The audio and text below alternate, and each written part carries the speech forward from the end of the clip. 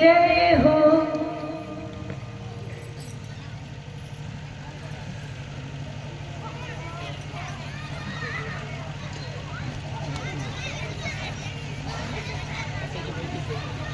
तो देवताओं को भगवान ने देवताओं की रक्षा की और हिरण्याक्ष का उद्धार हुआ। सारे देवताओं ने भगवान की खूब जय जयकार की। बोले वराह भगवान की जय हो। आगे सुखदेव जी कथा वर्णन करते हुए सृष्टि की रचना की कथा श्रवण करवाते।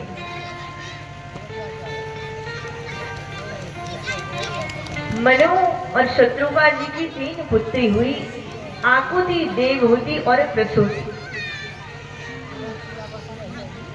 तो श्रीमद् भागवत में मनु की पुत्रियों का वंश सबसे पहले सुनाया गया, जिनमें मनु महाराज की सबसे प्रथम पुत्री जिनका नाम था आकुति। आकुति जी का विवाह रुचि प्रजापति के संग भया और इनके घर भगवान नारायण पुत्र रूप का आश्रय लेकर साक्षात यज्ञ नारायण बन करके प्रकट हुए हैं। बोले यज्ञ नारायण भगवान की जय हो। आकुति जी के गर्भ से यज्ञ नारायण भगवान बनकर के प्रकट हुए और इनका विवाह लक्ष्मी रूपी दक्षिणा जी से भया। इसलिए ये जब भी यज्ञ होता है तो यज्ञ में दक्षिणा देना अनिवार्य है। जब तक दक्षिणा ना दे तो यज्ञ पूर्ण नहीं होता, क्योंकि दक्षिणा यज्ञ नारायण भगवान की पत्नी है, धर्म पत्नी है। यज्ञ नारायण भगवान का विवाह हुआ और सुखदेव जी इनके मनु जी की पुत्रियों का वंश सुनाते हुए कहते हैं कि राजन, मनु जी की दूसरी पत्नी, दूसरी बेटी जिनका नाम था देवहूति, देवहूति का विवाह मनु जी ने बड़ी ही सुंदर ऋषि, बड़ी ही सुशील ऋषि जिनका नाम था कर्दम ऋषि, जो ब्रह्मा जी के छाया से प्रकट हुए। ब्रह्मा जी के पुत्र कर्दम ऋषि से मनु जी ने अपनी दूसरी कन्या देवहूति का विवाह किया। कर्दम ऋषि का ये वचन था, कर्दम ऋषि ने विवाह जब किया तो एक वचन लेकर किया। कैसा वचन? कि जब तक कर्दम ऋषि के घर पुत्र उत्पन्न नहीं हो जाता, जब तक इनका पुत्र नहीं होता, तब तक ये गृहस्थ में रहेंगे और जब पुत्र हो जाएगा तो संन्यास लेकर के चले जाएंगे।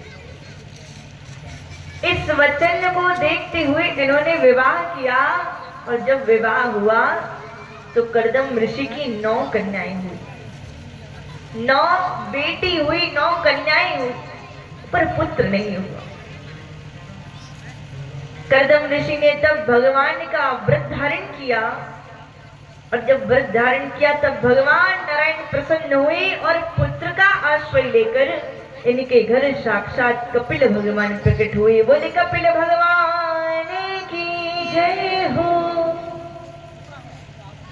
भगवान नारायण कपिल अवतार लेकर पुत्र बनकर देवहूति के घर पे आए, कर्दम ऋषि के घर आए और जैसे पुत्र को जन्म लेते हुए देखा तो कर्दम ऋषि ने भगवान को प्रणाम किया। प्रणाम करके संन्यास ग्रहण करके कर्दम ऋषि चले गए। अब जब कर्दम ऋषि गए तब माता देवहूति बड़ी दुखी हुई।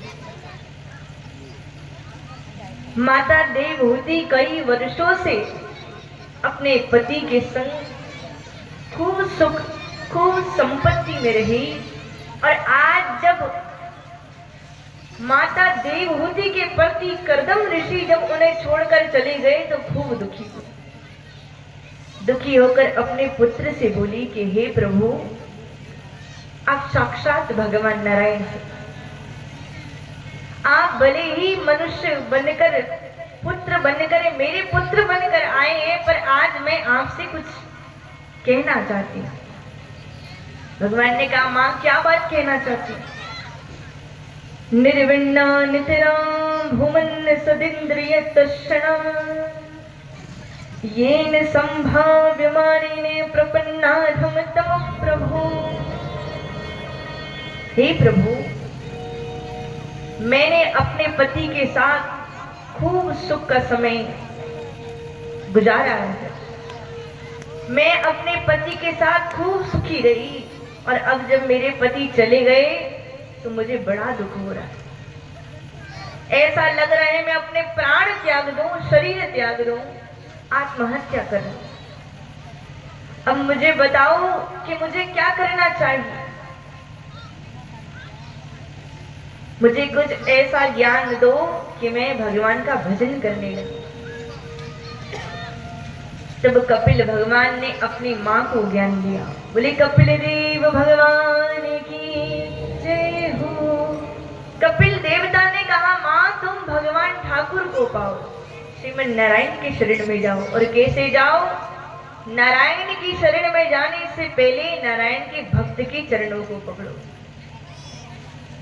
क्योंकि आप जब सीधे भगवान नारायण की शरण में जाएंगे तो बड़ी देर लगेगी, और जल्दी से जल्दी जाना है तो ऐसे भक्त को पकड़ो जो भगवान नारायण का परम भक्त हो, तो आपकी नैया भक्त के साथ साथ पार लग जाएगी।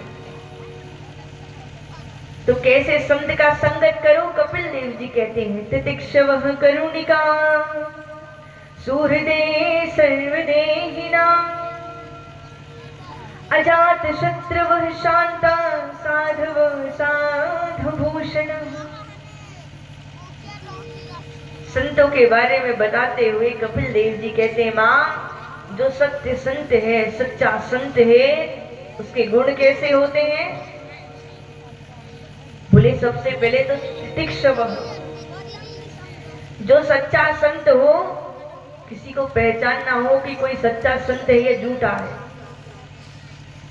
तो सबसे पहले क्या देखना? तितिक्षवः, उसके गुणों में सहनशीलता आ जाती है, वो सहनशील हो जाता है। आप चाहे लाख गालियां दो, चाहे उसे डंडे से मारो, लेकिन जो सच्चा संत होता है, सच्चा साधु होता है, वो इतना सहनशील होता है कि वो कभी पलटकर जवाब देता ही नहीं। गालियां दो, वो चुप होकर निकल जाएगा, मारो चुपचाप मार खा लेगा, कुछ नहीं कहेगा। वही सच्चा साधु, वही सच्चा संत। दूसरा करुणिका, जिसके स्वभाव में करुणा है, सब पर दया करे। ऐसा संत जो सभी मानवों को अपना माने, किसी को शत्रु ना माने, पर किसी को मित्र भी ना माने, सभी मानवों को भगवान का पुत्र मानकर, भगवान की संतान मानकर सब पर दया करे, वही सच्चा संत है। बोले श्रीमन नारायण भगवान की जय हो। कपिल देव ने कहा, मां आप ऐसे संत की शरण लो और आप भगवान को पा जाओगी। सुंदर अपनी मां को कपिल देव ने ज्ञान दिया, मां ने ज्ञान को ग्रहण किया, और माता देवहूति भगवान का भजन करते करते अंत में भगवान के धामों को प्राप्त हो गई।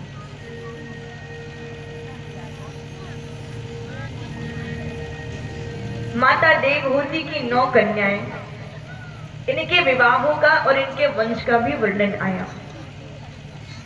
माता देवहूति की 9 कन्याएं, जिनमें सबसे पहली कन्या जिसका नाम था कला। कला का विवाह सुंदर ऋषि मरीचि जी के संग हुआ, और इनके घर कश्यप और पूर्णिमा जी गए। दूसरी कन्या अनसुईया का विवाह अत्रि ऋषि से हुआ, और इनके घर त्रिदेव ब्रह्मा, विष्णु और शंकर जी पुत्र बनकर आए। साक्षात चंद्रमा दत्तात्रेय और दुर्वासा ऋषि बनकर के प्रकट हुए। बोले तीनों ब्रह्म भगवान की। तीसरी कन्या श्रद्धा का विवाह अंगिरा जी के संग भया। चौथी कन्या हविर्भू का विवाह पुलस्त जी के संग भया। और जब पुलस्त जी के संग इनका विवाह भया तो इनके घर में विश्रवा ऋषि और अगस्त ऋषि प्रकट हुए। पांचवी कन्या गति का विवाह पुलह जी से भया। ऐसे ही इनके 9 कन्याओं का विवाह ब्रह्म ऋषियों के संग भया। बोले श्रीमन नारायण भगवान की। और इसी कथा में वर्णन करते हुए सुखदेव जी कहते हैं कि राजन, मनु महाराज की तीसरी कन्या जिनका नाम था प्रसूति, प्रसूति का विवाह ब्रह्मा जी के पुत्र दक्ष प्रजापति के संग हुआ। ब्रह्मा जी के अंगूठे से निकले हुए पुत्र दक्ष प्रजापति के संग प्रसूति जी का विवाह हुआ और इनके घर 16 कन्याओं ने जन्म लिया, 16 बेटियों ने जन्म लिया। और जब कन्याओं ने जन्म लिया तो दक्ष प्रजापति बड़े प्रसन्न हुए। प्रसन्न होकर के दक्ष प्रजापति ने 13 कन्याओं का विवाह धर्म से किया। 2 कन्याओं का विवाह चंद्रमा जी के संग किया और एक कन्या जिनका नाम था माता सती, उनका विवाह शंकर जी से भया। बोलो शंकर भगवान की। सुखदेव जी कहते हैं राजन, सबका विवाह हो गया, सबके संतानी हो गई, पर माता सती की कोई संतान नहीं। परीक्षित जी ने कहा महाराज, माता सती तो स्वयं शंकर भगवान की पत्नी, फिर इनकी कोई संतान क्यों नहीं थी, क्या कारण था? जैसे ये बात आई तो सुखदेव जी कहते हैं राजन, एक बार की बात है। कैसी बात? एक बार की बात है, शंकर भगवान माता सती को कथा सुनाने लेकर गए।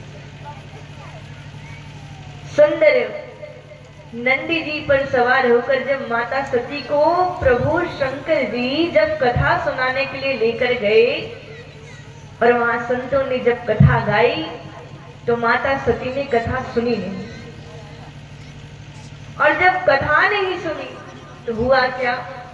बोले शंकर भगवान जब लौट रहे थे आकाश मार्ग से, उसी समय भगवान श्रीमन नारायण की लीला चल रही थी। कौन सी लीला? राम जी की अवतार में भगवान लीला कर रहे थे। त्रेतायुग का समय था।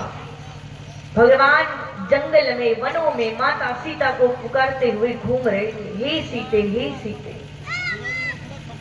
प्रभु रोते हुए माता सीता को पुकार रहे थे, हे सीते तुम कहाँ हो, हे सीते तुम कहाँ हो। आकाश मार्ग से शंकर जी ने देखा कि प्रभु जी की लीला चल रही है तो शंकर जी ने हाथ जोड़कर प्रणाम किया। बोले राम भगवान की।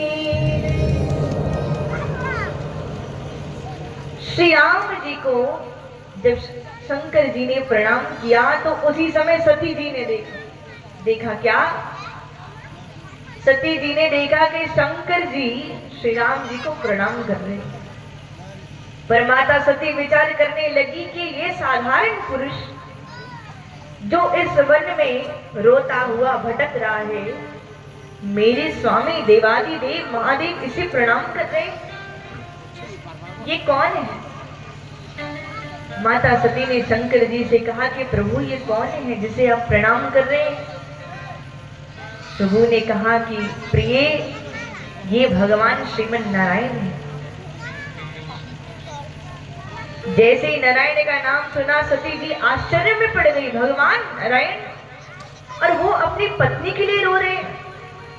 भला भगवान अपनी पत्नी के लिए क्यों रोएंगे? ये कोई साधारण पुरुष है। मेरे पति इतने भोले वाले हैं कि किसी को भी भगवान समझ लेते। आगे गए तब माता सती ने विचार किया कि एक बार इनकी परीक्षा ली जाए कि भगवान है भी या नहीं। माता सती शंकर जी से बोली कि मैं भगवान श्री राम का दर्शन करना चाहती, अकेले जाओ। शंकर जी ने कहा जाओ।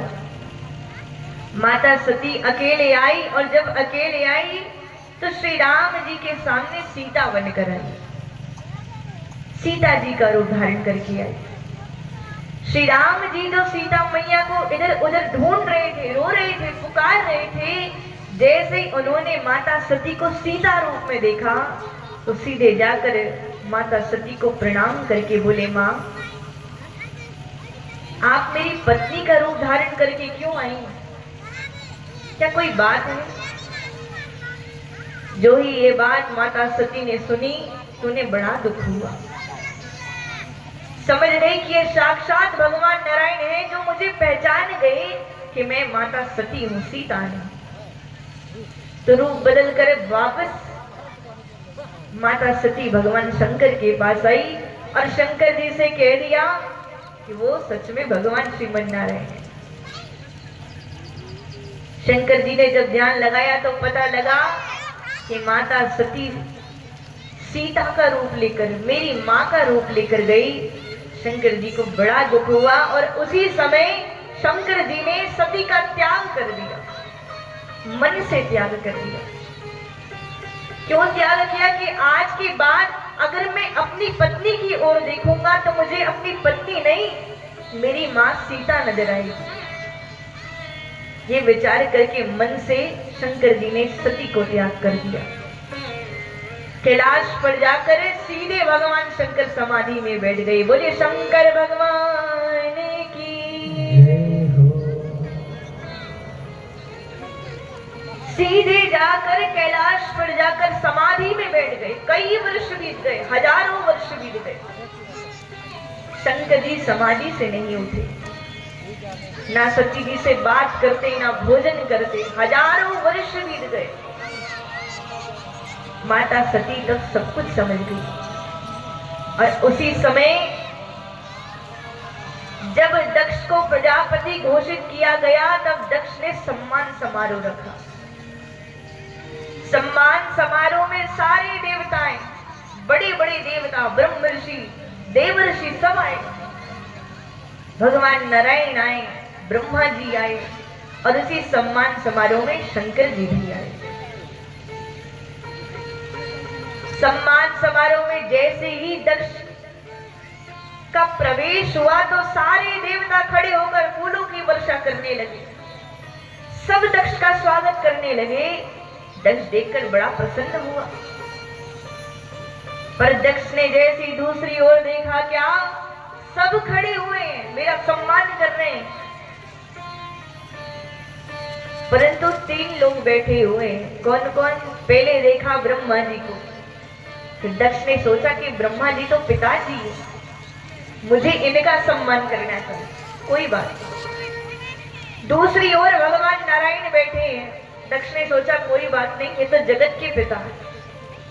पर तीसरी ओर जैसे ही शंकर जी को बैठा देखा तो दक्ष का क्रोध बढ़ गया और इतना बढ़ गया कि दक्ष सीधे जाकर बोलने लगा,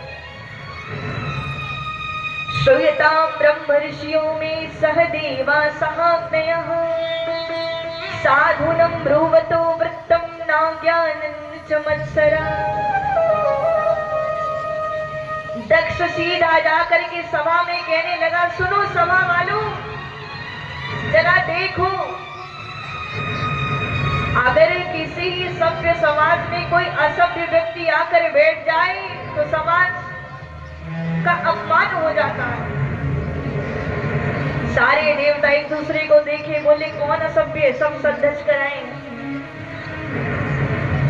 इतने में दक्ष ने कहा, इधर उधर क्या देखते हो, ये सामने देखो शंकर बैठा है, ना इसे खाने का ज्ञान ना पीने का ज्ञान। अरे खाने में भी ये भांग धतूरे खाता है, इसकी संगत देखो भूतों के साथ घूमता है। अरे कपड़े तो पहनता ही नहीं, ना कपड़े पहनने का ज्ञान है। ऐसे ही सभ्य समाज में चला आया। इतना तो दूर की बात, प्रजापति का सम्मान करना इसे नहीं आता। जो दक्ष ने क्रोधित हुआ तो दक्ष की बात सुनकर नंदी जी को बड़ा क्रोध आया। कुछ बोलते इससे पहले भगवान शंकर ने चुप कराकर बैठा दिया। दक्ष का क्रोध बढ़ने लगा और जब शंकर जी हंसने लगे तो क्रोध में श्राप दे दिया कि जाओ मैं तुम्हें श्राप देता हूं, आज के बाद शंकर को किसी यज्ञ में भाग नहीं मिलेगा, वो यज्ञ से वंचित हो जाएगा। श्राप सुनकर नंदी जी को बड़ा क्रोध आया। नंदी जी गरजते हुए उठे और बोले, ए दक्ष, कब से बक बक किए जा रहा है, कब से अहंकार के मद में चूर होकर मैं किए जा रहा है। जिस बकरे के समान तू मैं कर रहा है, उसी बकरे के समान तेरा सिर हो जाए, तू बकरा बन जाए। नंदी जी ने श्राप दिया तो नंदी जी का श्राप सुनकर सारे देवता देखने लगे। सारे देवताओं ने देखा, चारों तरफ हाहाकार मच गया। फिर भृगु जी उठे और उठकर बोले, ए नंदी, ये ससुर और दामाद का मामला है, इनके बीच में तू बोलने वाला होता कौन है? जा, मैं तुझे श्राप देता हूं, शंकर जी के जितने गण हैं सब पाखंड हो जाए। नंदी जी ने सुना कि शंकर जी की गण को पाखंड बोला तो नंदी जी फिर उठे और उठकर बोले कि जितने ब्राह्मण हैं, तेरे जैसे ब्राह्मण, चाटुकार ब्राह्मण घर घर जाकर भिक्षा मांगे। शंकर जी बेचारे चुपचाप बैठे, विचार कर रहे कि हम तो आए थे सम्मान समारोह में, पर ये श्राप समारोह बन गया। बोले शंकर भगवान की। शंकर जी हंसने लगे और सब बातें छोड़कर शंकर जी चुपचाप वहां से निकल पड़े। वापस कैलाश आए तो बदले की भावना से दक्ष प्रजापति ने यज्ञ किया, महायज्ञ रचा। यज्ञ में सबको आमंत्रित किया पर शंकर जी को नहीं बुलाया। माता सती को जब पता लगा कि पिता ने यज्ञ रखा है पर बुलाया नहीं है, तो सती माता शंकर जी के पास गई, जाकर बोली, प्रभु स्वामी कृपा करिए, हमें भी इस यज्ञ में जाना। शंकर जी ने कहा कि देवी, क्या तुम्हारे पिता ने तुम्हें बुलाया? वे नहीं। सती माता ने कहा, पर स्वामी भगवान के द्वार पर कथा में, गुरुदेव के द्वार पर और मई के पर बिना बुलाए जाना चाहिए, उसमें बुलावे की आवश्यकता नहीं। शंकर जी ने कहा, वो तो ठीक है, परंतु जहां सम्मान ना हो वहां कभी नहीं जाना चाहिए। माता सती मानी नहीं और अकेले ही चल पड़ी। तो वे शंकर जी ने नंदी जी को संग भेजा, 2-4 गण भी संग गई। बोले शंकर भगवान की जय हो। 2-4 गणों को संग भेजा। सती मैया दक्षशाली पर आई, दक्ष के घर आई। बहनों ने देखा कि सती आई है तो सब मजाक उड़ाने लगे, पर माता सती माँ के पास गई और माँ से मिलने के बाद माता सती विचरण करने लगी, घूमने लगी।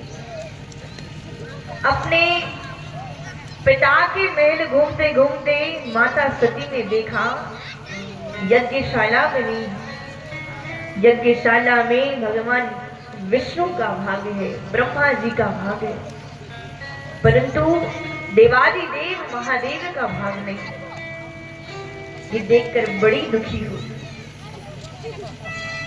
माता सती समझ गई कि मेरे पति ने जब मना किया था फिर भी मैं पति की बात मानकर यहाँ आई। बड़ी दुखी हुई, रोने लगी और रोते रोते क्रोध आने लगा। क्रोध में दोनों भुजा लेकर कांपने लगी।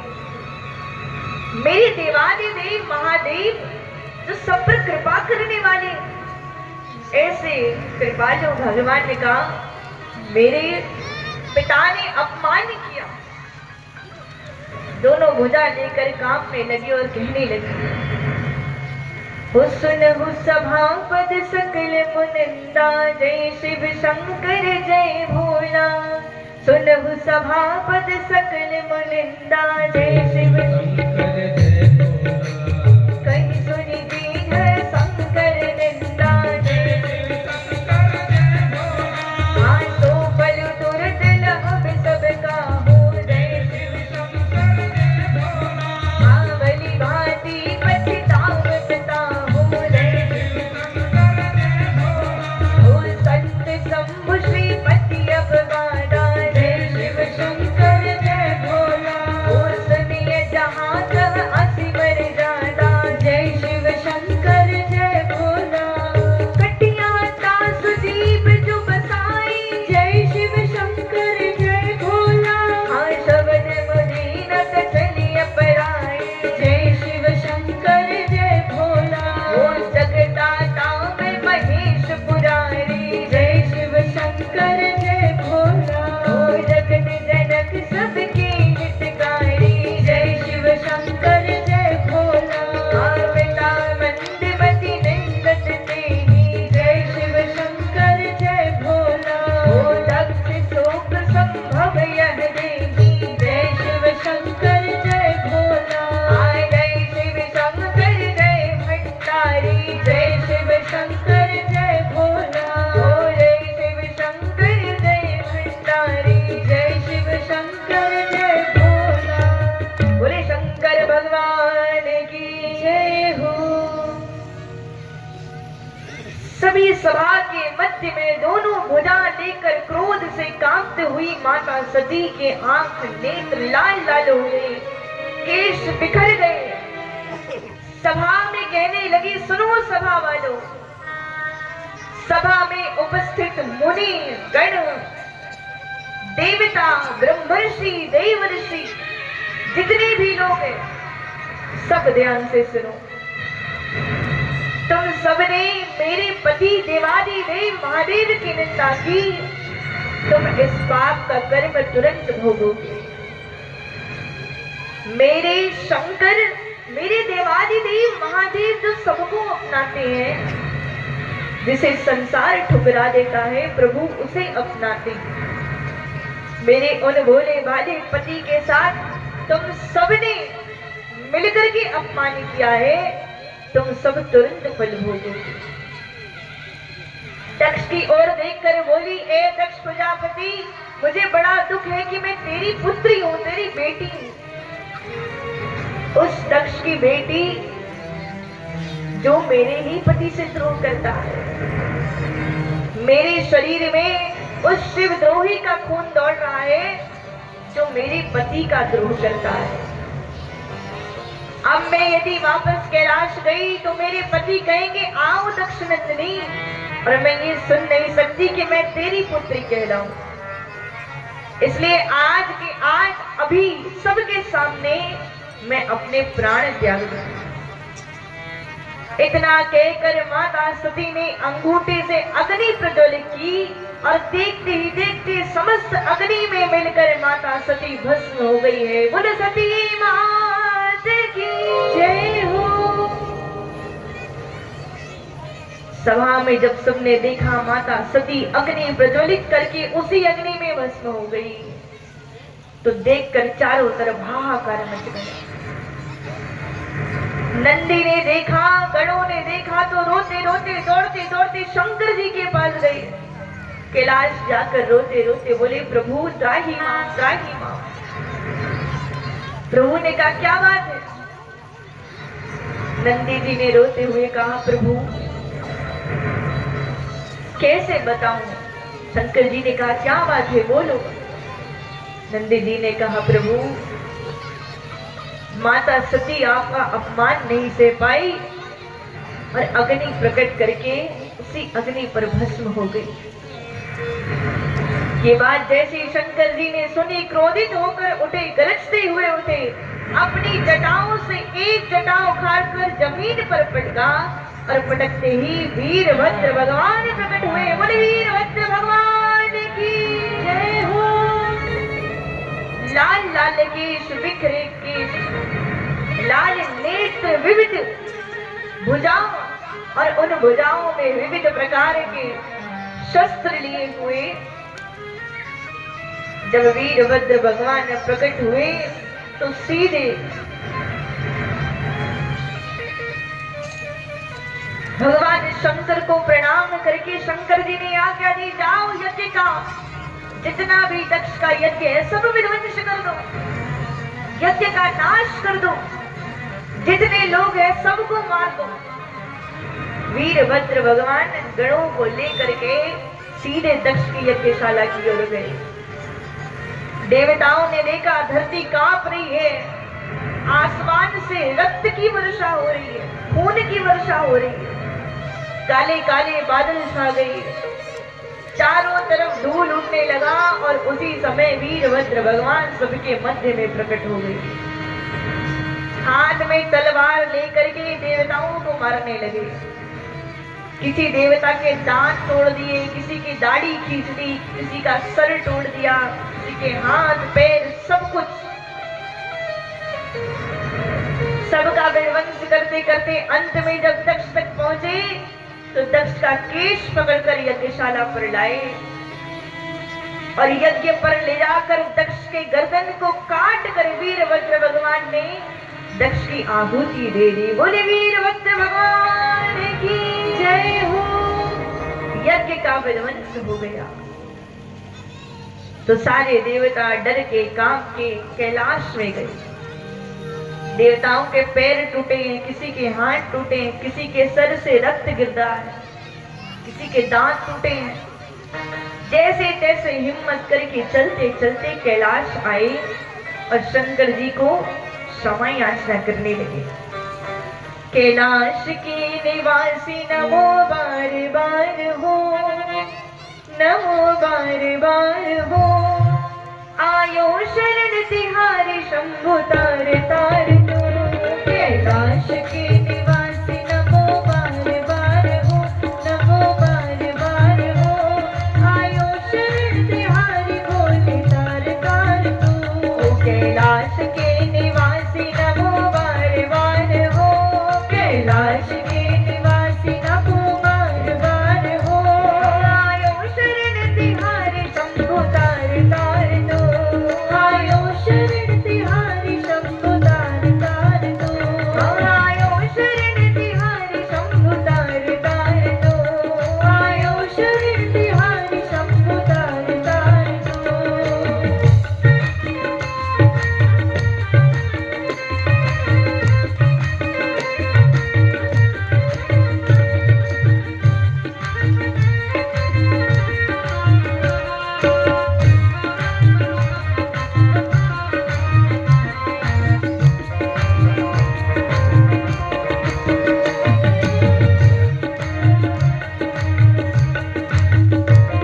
भक्तों को कभी शिव तूने निराश ना किया, भक्तों को कभी शिव तूने निराश ना किया, भक्तों को कभी शिव तूने निराश ना किया, भक्तों को कभी शिव तूने निराश ना किया। मांगा जिन्हें जो चाहा वरदान दे दिया, मांगा जिन्हें जो चाहा वरदान दे दिया, ओ मांगा जिन्हें जो चाहा वरदान दे दिया, मांगा जिन्हें जो चाहा वरदान दे दिया। बड़ा है तेरा दायरा बड़ा दातार तू, बड़ा है तेरा दायरा बड़ा दातार तू, आयो शरण तिहारी शंभु तार तार दो, आयो शरण तिहारी शंभु तार तार दो।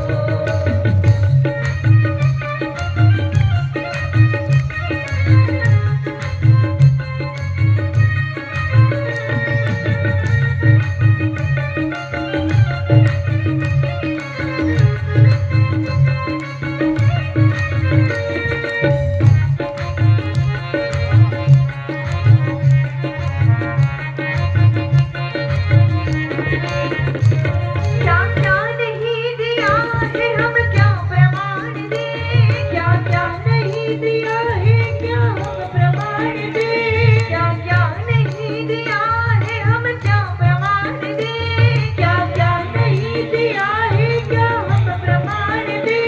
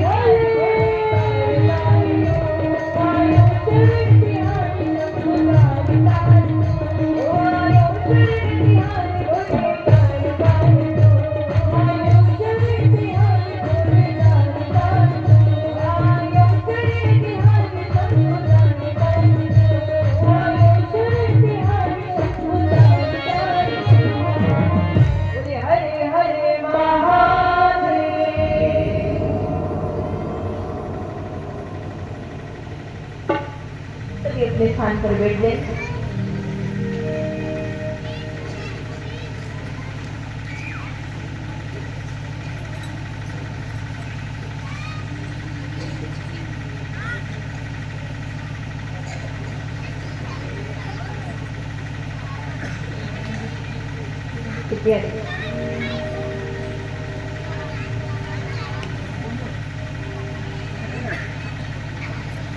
इस प्रकार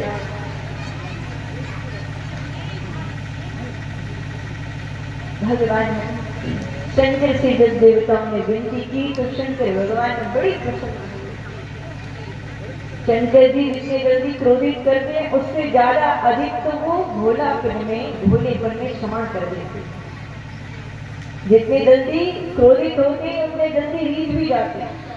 जब देवताओं ने जाकर एक साथ शंकर जी को प्रणाम करके मनाया तो शंकर जी मान गए। देवताओं के संग यज्ञशाला पर आई और यज्ञशाला में आकर शंकर जी ने दक्ष का जो सर भस्म हो चुका था तो दक्ष के सर से शंकर जी ने बकरी का सर लगाया और दक्ष बकरा बनकर के खड़े हो गए। दक्ष से यज्ञ पूर्ण हुआ और सबने शंकर जी को प्रणाम किया। बोले शंकर भगवान की जय हो। यज्ञ पूर्ण हुआ, सब देवता प्रसन्न हो गए। शंकर जी सीधे जाकर कैलाश पर फिर समाधि पर विराजमान हो गई, फिर समाधि में बैठ गए। अब जो माता सती अंत के समय शंकर जी का ध्यान करते हुए प्राण त्यागी, शरीर त्यागी, तो माता सती अगले जन्म में पुनर्जन्म लेकर इस बार हिमालय के घर माता मैना के गर्भ से पार्वती बनकर प्रकट हुई। बोले पार्वती माता की जय हो। जैसे ही देवताओं को पता लगा, नारद जी को पता लगा कि माता सती पार्वती बनकर आई, तो सब बड़े प्रसन्न हो गए। इतने प्रसन्न हुए कि सबने कहा कि एक बार तो माता पार्वती के दर्शन करना बनता है। परंतु देवताओं ने देखा कि उसी समय एक ऐसा असुर आ गया जिसने वरदान में पाया कि मेरी मृत्यु होगी तो केवल शंकर जी के पुत्र के हाथ। अब देवताओं ने कहा कि बड़ी दुविधा है। दुविधा इसलिए कि शंकर जी तो विवाह कर नहीं रहे, तो पुत्र कहां से आएगा? पुत्र आएगा तब तो इस राक्षस की मृत्यु होगी, अन्यथा कैसे? तो देवताओं को जब पता लगा कि माता सती पार्वती बनकर आई है, तो देवताओं ने नारद जी से कहा कि नारद जी अब तो कुछ करना चाहिए, आप जाओ और जाकर के माता पार्वती को याद दिलाओ कि वो भगवान शंकर की अर्धांगिनी, तो आकर शंकर जी से विवाह करें और एक ऐसे पुत्र दे जिससे ये तो दानव है इसका नाश हो जाए। तब देवताओं ने और ब्रह्मा जी ने नारद जी को जब बताया तो नारद जी आज माता पार्वती का दर्शन करने आए। नारद जी हिमालय के घर आए। हिमालय राजा ने देखा नारद जी आए हैं, खूब प्रणाम किया, खूब आदर सत्कार किए, ला करके बिठा करके नारद जी ने हिमालय राजा से कहा कि राजा, मैंने सुना है आपके घर कन्या हुई। मैना मैया ने कहा हाँ नारद जी, मेरी एक छोटी सी कन्या हुई, पर अब वो बड़ी हो रही है। अब मेरी कन्या बड़ी हो रही है। नारद जी ने कहा ये तो बड़ी अच्छी बात है, आपकी कन्या बड़ी हो रही है, बड़ी अच्छी बात है, पर अपनी कन्या का ध्यान रखना। मैना मैया ने सोचा कि नारद जी जब घर पे आए हैं तो एक काम करती हूँ, क्या अपनी कन्या का हाथ मैं नारद जी को दिखा दूं कि मेरी इस छोटी सी कन्या का भविष्य कैसा होगा। सोई मैना मैया ने माता पार्वती को पुकार लगाई और जैसे ही माता पार्वती आई, नारद जी देखकर मणिवन मैया को प्रणाम किए। बोली महामाया मात की जय हो। मणिवन नारद जी ने प्रणाम किया और जैसे माता पार्वती के हाथों को देखा तो नारद जी मैना मैया से बोले, मैना मैया से बोले, मैया तेरी जो ये कन्या है ये तो बड़ी गुणवान है, बड़ी सुशील है, और इसके भाग्य की तो बात क्या करें, इसके भाग्य बड़े चमकने वाले हैं। मैया ने कहा अच्छा, तो अब तुम मुझे ये बताओ कि मेरी जो कन्या है इसका पति कैसा होगा। तो नारद जी कह रहे हैं, दो की जटिल अकाम मध्य नद में अमंगल भेष। नारद जी ने कहा कि मैना मैया तेरी कन्या का भाग्य तो बड़ा सुंदर है, परंतु तेरी कन्या का जो पति है उसके लक्षण थोड़े सही दिखाई नहीं पड़ते। मैना मैया ने कहा कैसे, कैसा पति होगा मुझे बता। तो नारद जी कहते हैं सबसे पहला तो वो जोगी होगा, इसके हाथों की लकीरें बता रही है कि इसका पति जो होगा वो जोगी होगा, हमेशा योग में रहेगा, हमेशा भगवान का ध्यान का पति होगा, ये अकामी होगा, इसके मन में कोई काम वासना नहीं। इसका जो पति होगा उसकी बड़ी बड़ी जटाएं होगी, ऐसी जटाएं, भयंकर जटाएं। मैना मैया सुनकर बड़ी घबरा गई, घबरा कर बोली, हे महाराज और बताओ और कैसा होगा। नारद जी बोले, अरे मैया क्या बताऊं, जोगी तो होगा ही, अकाम तो होगा ही, जटाओं वाला तो होगा ही, पर इसका संगत भी गलत है। बोले क्यों, ये तो भूतों के संग रहेगा। ये सुनकर मैना मैया और घबरा गई, तुरंत हाथ जोड़कर बोली, हे नारद जी कुछ कृपा करो, ऐसी कृपा करो कि मेरी कन्या को ऐसा पति कभी ना मिले। नारद जी ने फायदे भी बताए, मैया फायदे भी है, ऐसा पति मिलेगा तो तेरी कन्या बड़ी खुशी होगी, खुश रहेगी। बोले क्यों, पहली बात कि जब कन्या का विवाह हो, वो ससुराल जाए तो उसे सब काम करवाया जाता है, पर तेरी जो कन्या है इसका ससुराल ही नहीं, और ससुराल भी है तो इसके कोई परिवार ही नहीं, ससुराल वाले ही नहीं, बड़ी खुश रहेगी। दूसरा फायदा क्या, बोले इसे बार बार जल भरने की आवश्यकता भी नहीं। क्यों, बोले इसका जो पति होगा उसके जटाओं के बीच साक्षात माता गंगा बहेगी। बोले शंकर भगवान की जय हो। तो जब भी पानी भरना होगा तो अपने पति से कहेगी थोड़ा टेढ़ा हो जाओ, और जो टेढ़े हुए तो गंगा की धार अपने आप बहेगी। तीसरा फायदा क्या, बोले तेरी कन्या को कपड़े धोने की भी आवश्यकता नहीं, क्योंकि इसका जो पति है वो कपड़े पहनता ही नहीं, तो धोने की आवश्यकता क्या पड़ेगी। तेरी कन्या बड़ी खुश रहेगी। मैना मैया ने कहा वाह गजब की बात है। नारद जी ने कहा एक बात और क्या, तेरी कन्या जिससे विवाह करेगी, तेरी बेटी का जिससे विवाह होगा, उसको अपनी सुरक्षा करने के लिए किसी को बुलाने की भी जरूरत नहीं। क्यों, बोले जिससे विवाह होगा, संसार जिससे डरता है, ये संसार भूत प्रेतों से डरता है, पर तेरी कन्या जिससे विवाह करेगी उसके आसपास ही भूत प्रेत होंगे, उसके सिवा और कुछ नहीं होगा, तो कोई उस पर हमला करने का सोच भी नहीं सकता। बोले शंकर भगवान की जय हो। मैया ने कहा ये सब फायदे हमें नहीं चाहिए, बस एक ऐसा व्रत बताओ कि जो व्रत करके मेरी कन्या को अच्छा पति मिले, ऐसा पति कभी ना मिले। नारद जी तो अपना काम करने आए। नारद जी ने पार्वती मैया को ऐसा व्रत बताया, ऐसा व्रत बताया। नारद जी ने पार्वती जी से कहा कि आप शंकर जी का व्रत करें। अब मैना मैया को ये पता नहीं कि नारद नारद जी जिसकी बात कर रहे थे वो शंकर जी की, उन्हें पता नहीं।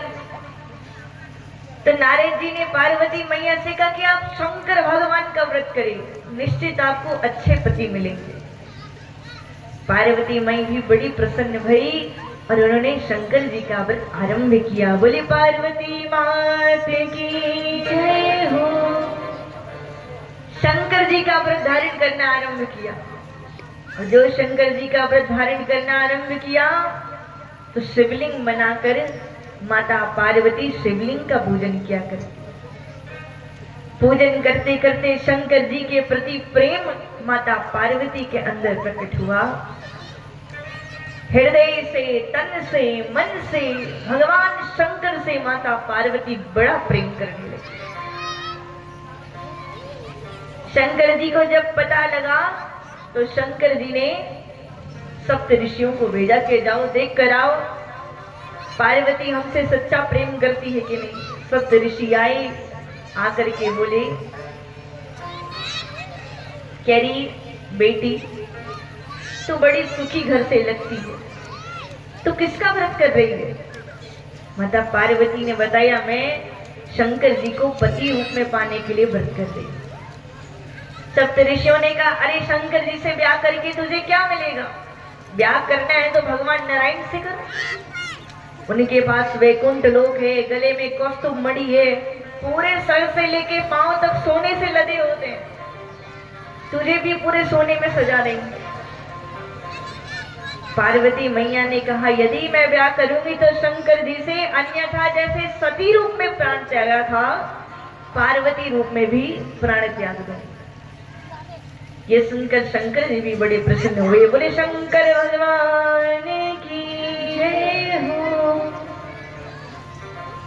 तो शंकर जी ने भी आशीर्वाद दे दिया कि मैं ही पार्वती से ब्याह करूंगा।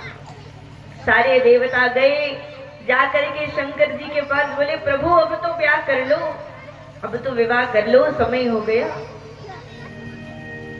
शंकर जी माने नहीं। ब्रह्मा जी आए, ब्रह्मा जी मनाए, फिर भी नहीं माने। और जो ही हरि आए तो एक बार में हरि की बात मान गए। विवाह की तैयारियां होने लगी, सब देवता बड़े प्रसन्न हुए, सब देवता सजने संवरने लगे।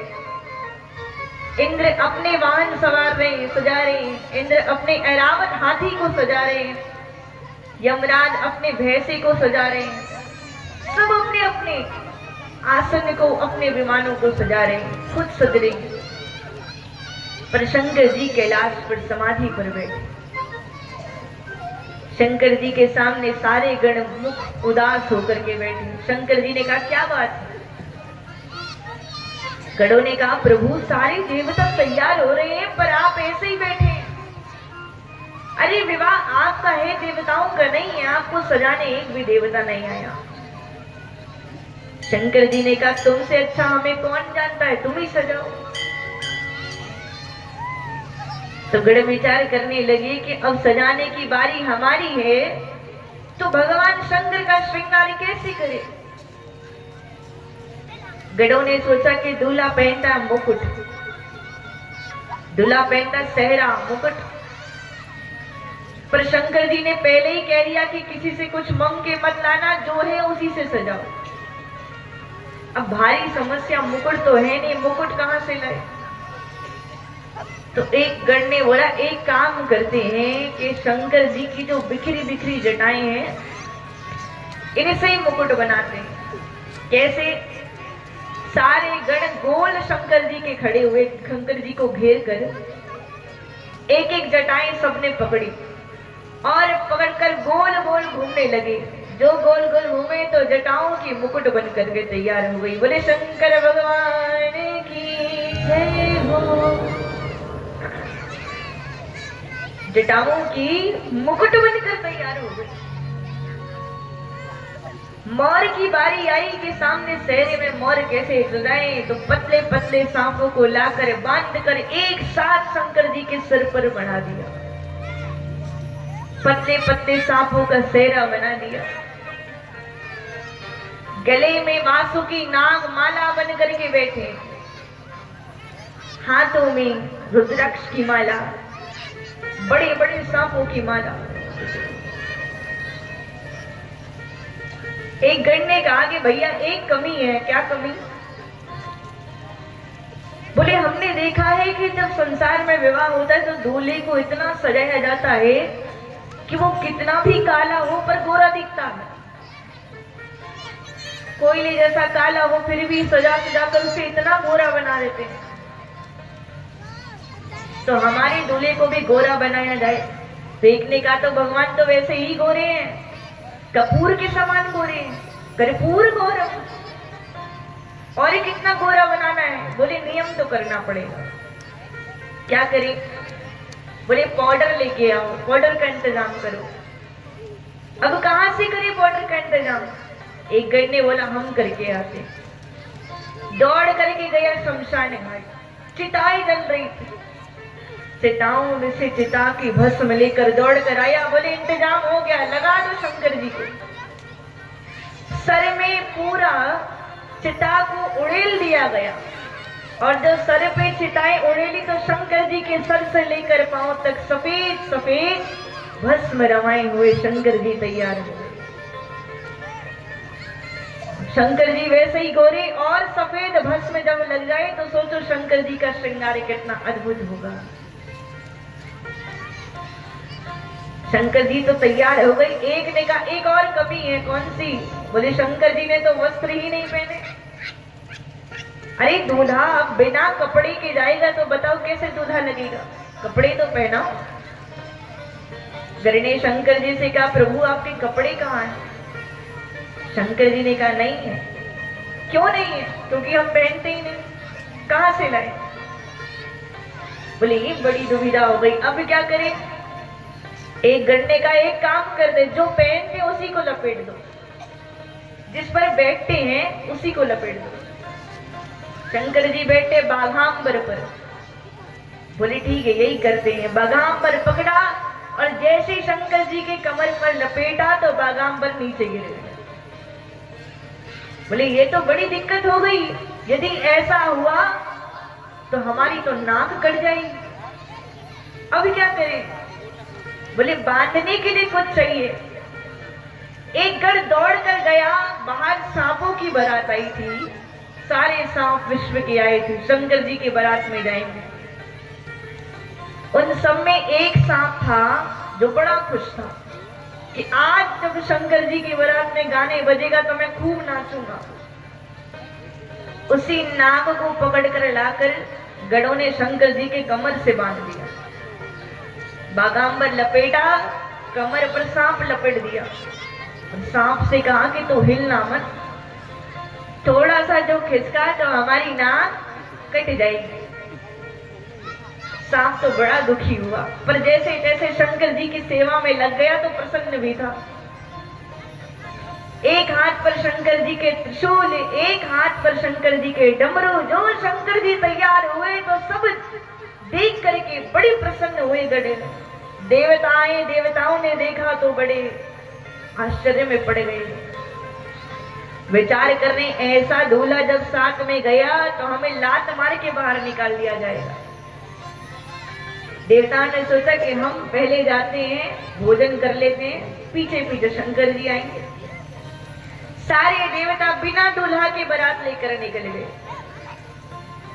अब गण फिर से दुखी हो गई। क्यों? गणों ने कहा कि जब बाराती ही नहीं है तो बारात लेकर कैसे जाए? बाराती तो पहले चले गए। शंकर जी ने कहा चिंता मत करो, अपने अपने बारातियों को बुलाओ। तो ही नंदी जी ने जोर की जय जयकार करी। हरे हरे महादेव, हरे हरे महादेव, हरे हरे महादेव। चारों ओर हर हर महादेव की जब गूंज निकली तो चारों ओर से विविध प्रकार के भूत प्रेत पिशाच डाकनी शाकनी चारों ओर से चारों दिशाओं से आकर शंकर जी को सीधे प्रणाम करते। अजीबो गरीब,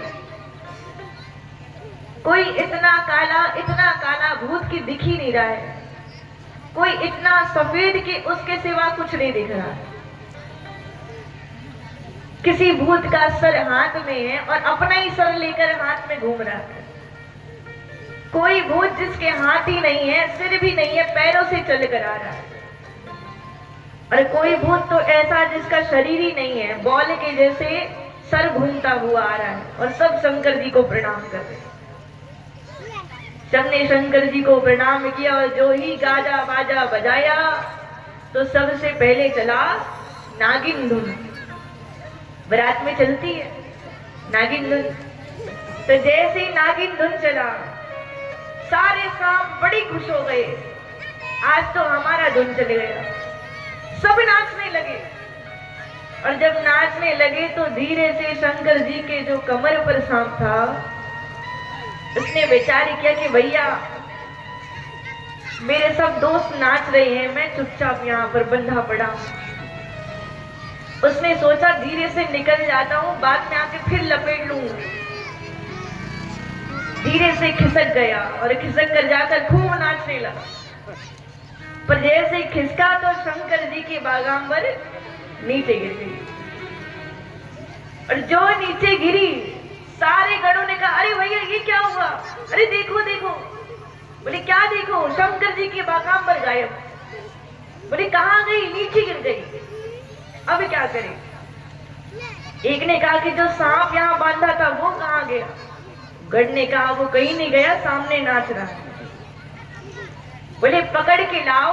अरे लाओ, भगवान शंकर की इज्जत तो इन्हीं के हाथ में। तो गढ़ गए और पकड़ कर लेकर आए और इस बार बांधते हुए कहा, अगर इस बार खिसका तो भैया तेरा काल नजदीक है। बोले शंकर भगवान की जय हो। फिर से सांपों को बागांबर पर लपेटा गया।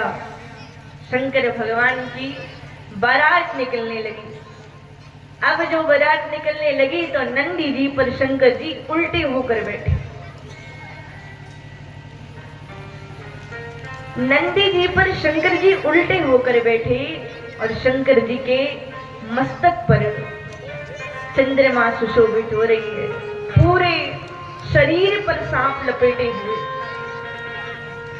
किसी ने कहा कि शंकर जी के सिर पर भी सांप है। और सांप क्या है? काल। तो जो काल को भी अपने मस्तक पर धारण करे वही कालों के काल श्री महाकालेश्वर है। बोलो महाकालेश्वर भगवान की जय हो। सुंदर बारात निकाली गई। बोले शंकर भगवान की जय हो सजे रहे भोले बाबा निराले दूल्हे में। आइए हम सब झांकियों द्वारा शंकर जी का दर्शन करेंगे और सुंदर मंगल विवाह उत्सव में प्रवेश करेंगे। हो सजे रहे भोले बाबा निराले दूल्हे में। सजे रहे भोले बाबा निराले दूल्हे में। सजे रहे भोले बाबा निराले दूल्हे में। सजे रहे भोले बाबा निराले दूल्हे में। निराले दूल्हे में मतवाले दूल्हे में। निराले दूल्हे में मतवाले दूल्हे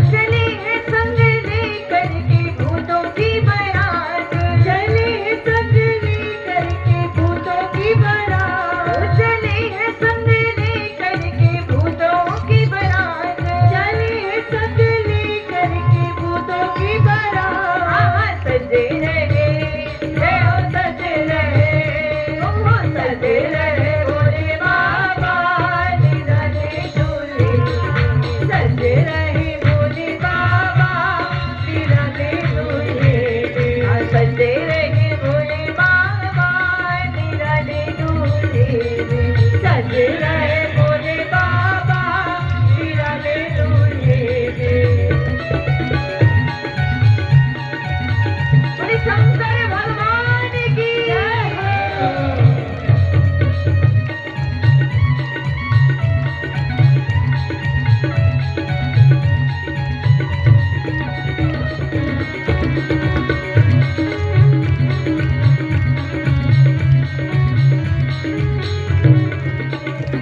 है भेष निराला, ये धुंध की प्याला, जय हो, ये जटा विराजे, जय हो, तन भस्म लगाए, जय हो, ओढ़ी मृगछाला, जय हो, धर मुंड की माला, जय हो, नई शीश पे गंगा, जय हो, मस्तक पर चंदा, जय हो, हाथ डमरू साजे, जय हो, त्रिशूल विराजे, जय हो, भूतों की लेके डोली चली है ससुराल, भूतों की लेके डोली चली है ससुराल, भूतों की लेके डोली चली है ससुराल, भूतों की लेके डोली चली है ससुराल। शिव भोले जी दिगंबर हो बैल पे सवार, शिव भोले जी दिगंबर हो बैल पे सवार, सजे रहे, जय हो सजे रहे, हो सजे रहे भोले बाबा निराले दूल्हे, सजे रहे भोले बाबा निराले दूल्हे, सजे रहे भोले बाबा निराले दूल्हे, सजे रहे भोले बाबा निराले दूल्हे, सजे रहे भोले बाबा निराले दूल्हे, सजे रहे भोले बाबा निराले दूल्हे, सजे रहे भोले बाबा। बोले शंकर भगवान की जय हो। आइए हम सब मिलकर के शंकर जी के मंगल विवाह उत्सव मनाएंगे। और आज की कथा विवाह के बाद विराम देकर कल कथा क्रम में आप सबको बता दिया जाए कि भगवान के अवतारों की कथा हम सब श्रवण करेंगे। और अवतारों के संग संग कल श्री रामचंद्र जी के मंगल आनंद उत्सव हम मिलकर मनाएंगे। और संगी संग ठाकुर श्री बांके बिहारी लाल के प्राकट्य उत्सव जन्मोत्सव भी हम सब मिलकर के मनाएंगे। तो आइए हम सब मंगल विवाह उत्सव का आनंद लें। बोले भगवान भोलेनाथ की जय। और सब श्रद्धालु का सादर निवेदन है कि भूत भगवान भोलेनाथ के मंगल शादी में आप मंगल नृत्य करना है तो सब अपने अपने यथायोग्य स्थान में खड़ा हो जाना है। बोले भगवान भोलेनाथ की जय हो।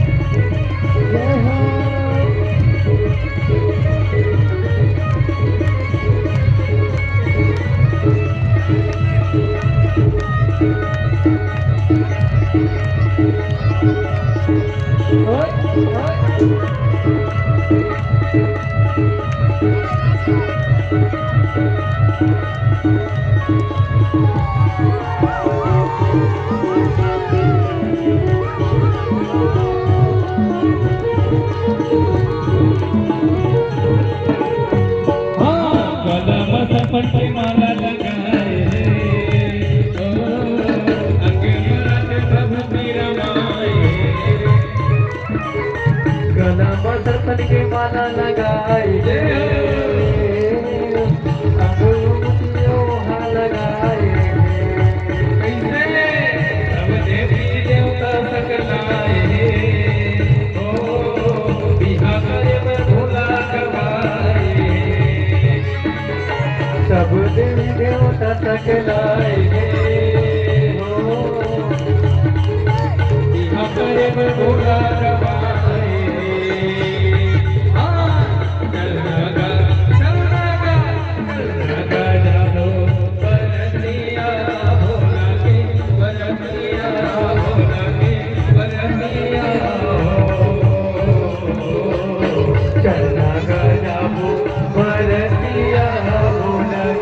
बरतिया भोला के बरतिया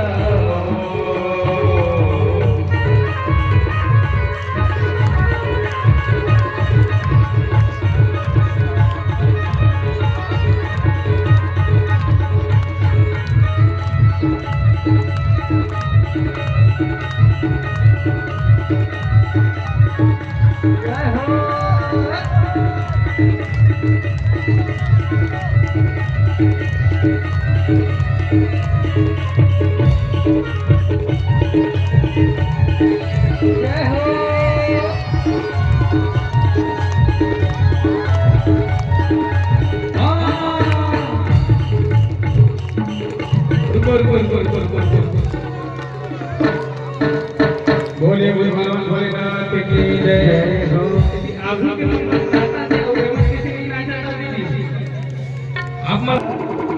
भोले बाबा के भोले बाबा के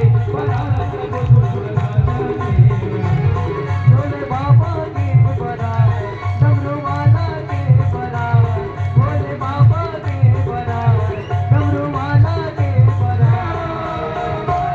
भोले बाबा के बड़ा डमरू वाला के बड़ा भोले बाबा के बड़ा डमरू वाला के बड़ा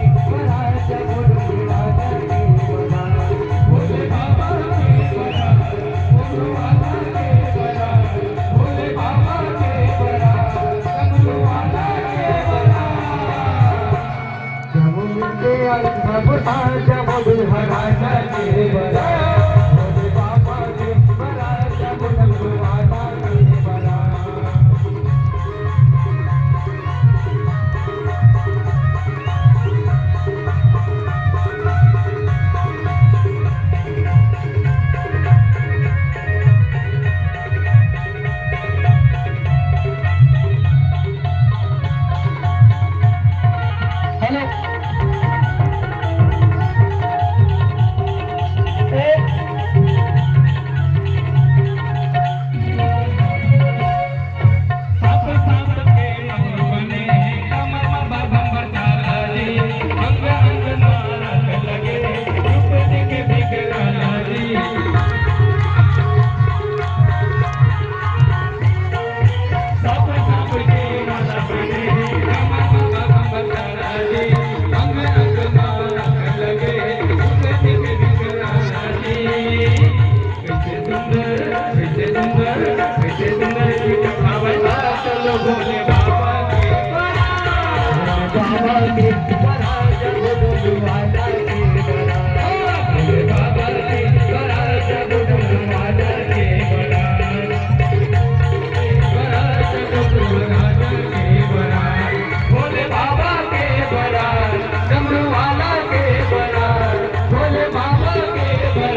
डमरुवाला के बड़ा सब देवता मन के साथ जब डमरुवाला भोले बाबा के बड़ा जब डमरुवाला के बड़ा भोले बाबा के बड़ा जब डमरुवाला के बड़ा भोले बाबा के बड़ा जब डमरुवाला के बड़ा। बोले भगवान भोलेनाथ की जय।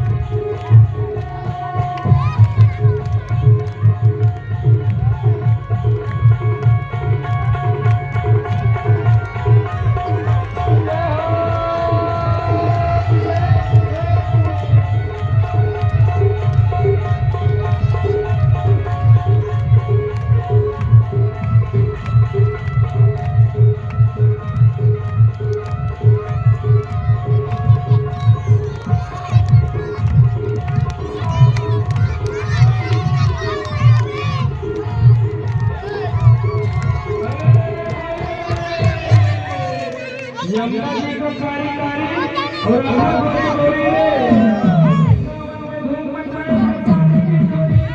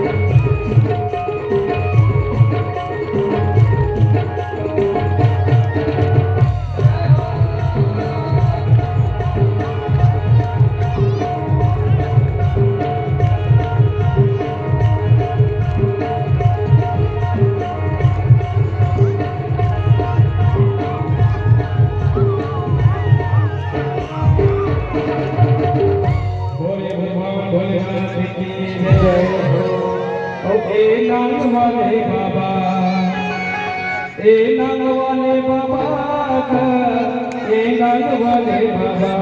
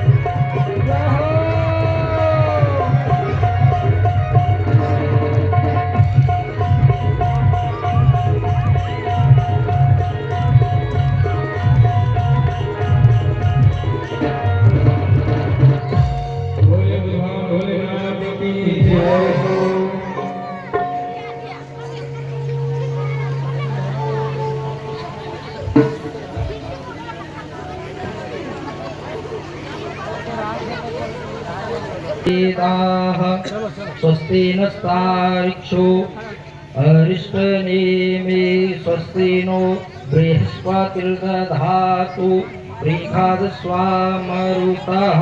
कृष्णिर्मातरः शुभं यावानो विदधे कुजगमयः ओम मंगलम भगवान कुंडी भुवेश शंकर भगवान की पार्वती मैया की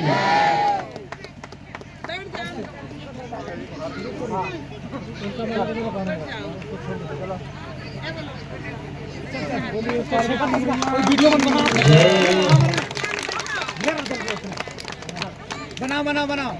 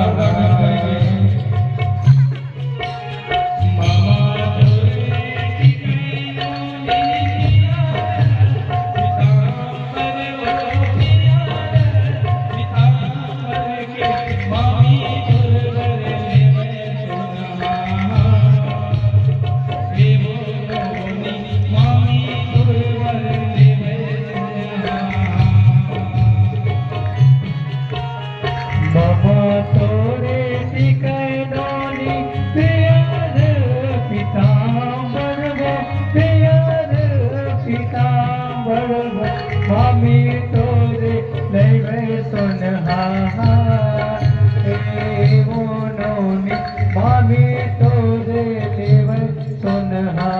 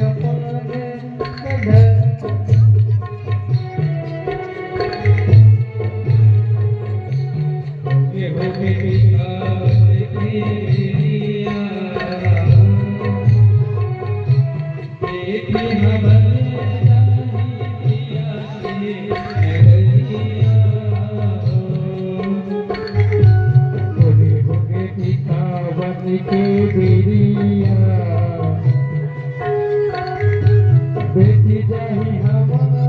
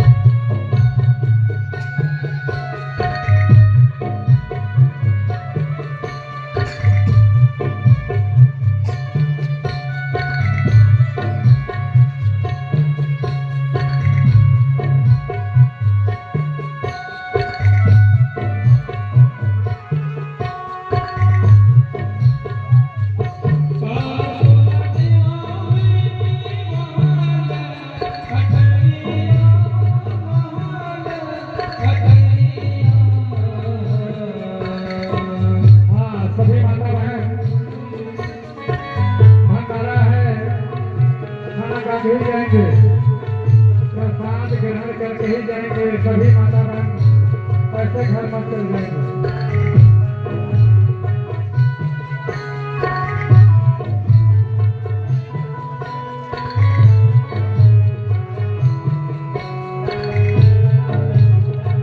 आज शंकर जी का विवाह हो रहा है, मंदिर में आप सबको स्वागत है।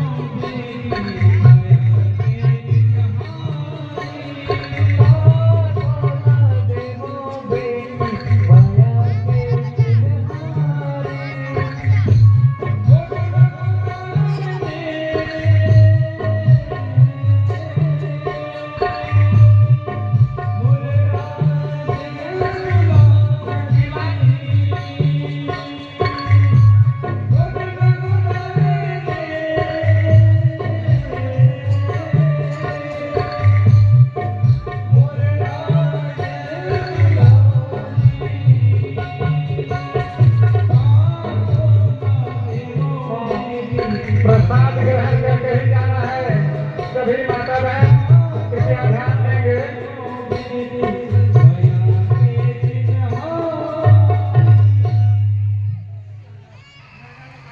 हाँ, सभी भक्त वृंदों से विशेष निवेदन है, भंडारा कार्यक्रम रखा गया है, कृपया प्रसाद ग्रहण करके ही जाएंगे। सभी माता बहन जो बाहर तरफ निकल रहे हैं उधरी से घर मत चले जाइएगा। धन्यवाद।